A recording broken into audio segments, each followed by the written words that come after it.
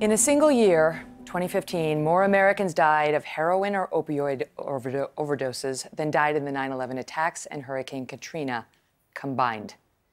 This is a national emergency, plain and simple. And yesterday, President Trump said he would soon formally declare it one. It is news that comes too late for the Savage family, who knows firsthand the devastating effects of the nation's opioid crisis, and they are determined to stop it. Remember those? Yeah, I do remember that one. Becky and Mike Savage had a house full of boys. The two oldest children, Nick and Jack, were the best of friends. They were academic kids. They were popular. They were athletes. They did a lot of community service. Younger brothers Justin and Matthew thought the world of them. Jack was our 18-year-old, and he always had a smile on his face. Nick, I would say, was probably more quiet. They kind of were the perfect complements to each other. Nick and Jack played hockey together in high school. Both were team captains, MVPs, and role models. In 2014, Nick graduated with academic honors and went to college. A year later, Jack was on the same track.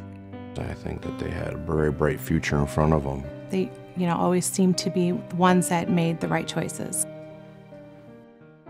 I'm a nurse, and my husband and I, we, have talked to our kids about underage drinking and the dangers that can come with it, and also about using drugs.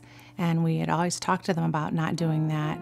But Becky and Mike say they never talked to their boys about the dangers of prescription drugs like opioids, an oversight they now regret. I really firmly believe if I would have talked to the boys about that, and I think they would have listened to me, and I hope so anyways.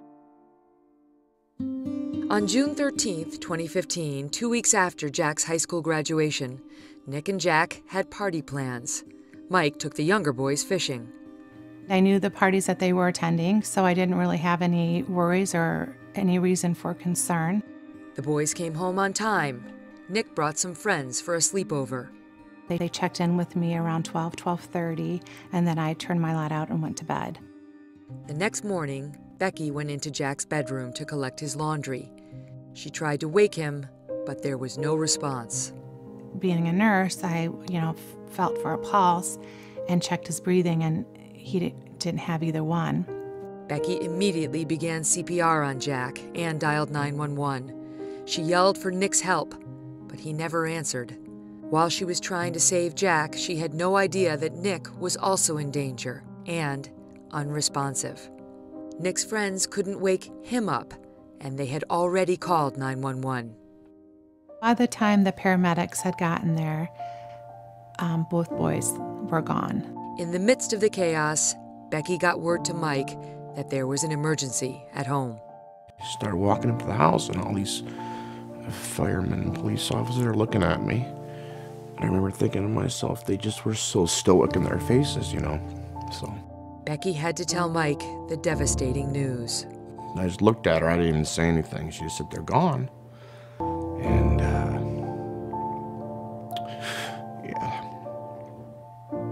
yeah. The coroner determined that both Nick and Jack died of an overdose of oxycodone and alcohol. Becky and Mike believe their boys made one bad choice that cost them their lives, and it could have been prevented. It's every parent's nightmare. It's still a nightmare that we live with every second of every day. I can't change what happened that night on June 15th, but we can change how we respond to that and we react to that.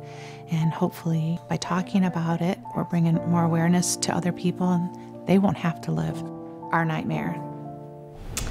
Good morning, staff and students. I am here with Molly Ruggles and Lauren Zentz, two of our senior leaders, and we really wanted to show that clip from Becky Savage on the Megyn Kelly show, just as a recap from our junior-senior convocation yesterday, and for those of you who didn't get a chance to see it, but just also to share with you more information about the 525 Foundation, which we would like as Westfield High School to support. We believe this is a very important cause, and we want to do our part to get this important message really all across the nation. So here to talk a little bit more about our fundraiser in support of the 525 Foundation, the Savage family, is Molly and Lauren, and they're going to talk a little bit about the junior-senior competition that we have with this fundraiser.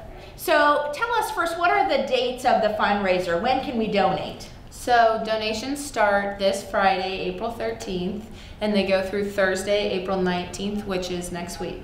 And where can they donate? So there's 2 locations that you can donate. You can donate at lunch, or you can donate in designated senior, junior classrooms. And more details on those features will come. Okay, and then I'm kind of holding in my hand possibly a little bit of an incentive. Of course, we want people to donate to make a difference. But with prom around the corner, and just to kind of add a little bit of fun to it, what are some incentives for donations? So we have gift cards to a few different restaurants and Men's Warehouse. Molly, do you know more about them? Yes, so for every person who donates $5 or more, you'll be able, at lunch, you'll be able to enter your name into a raffle to win one of these 3 gift cards. And if you don't win those gift cards, there's also a class incentive, because this is a competition between the junior and senior class as like the tiebreaker between the men's volleyball and girls powder puff. The winning class also has the opportunity to throw pie in administration's face on Route TV. All right, the stakes are high here. And what about for freshmen and sophomores? How can they be involved as well? So freshmen and sophomores didn't hear the talk, but you'll watch a little bit of it on the announcements, and you might be pulled to donate also, and we highly encourage you to donate, and you can choose which class you would like to donate to, either juniors or seniors. Personally, I believe you should donate to the seniors, but whichever class you believe you want to win the competition between the juniors and seniors, you can donate to that class. So we have pledged in our convocation, we spoke with Mrs. Savage, and we said we will raise a minimum of $500. So that is our goal. We've got a week to do at Westfield High School, and it's to support a great cause, spreading awareness about alcohol and our opioid epidemic that has truly hit our nation. So thanks everybody. More announcements about this in the days to come. Have a great day.